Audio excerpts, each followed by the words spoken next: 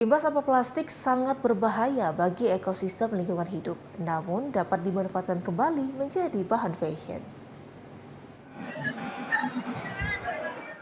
Keberadaan sampah terutama limbah plastik dan kertas jika dapat digunakan akan bermanfaat.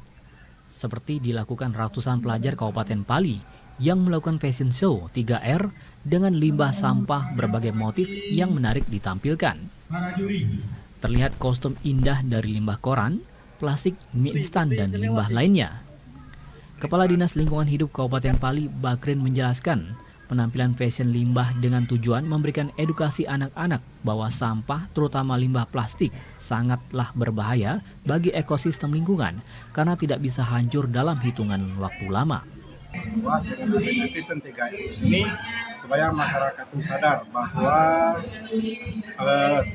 3R atau plastik atau sampah-sampah plastik itu supaya tidak dibuang karena ada manfaatnya baik di daur ulang ataupun dijadikan ekonomis dan sebagainya.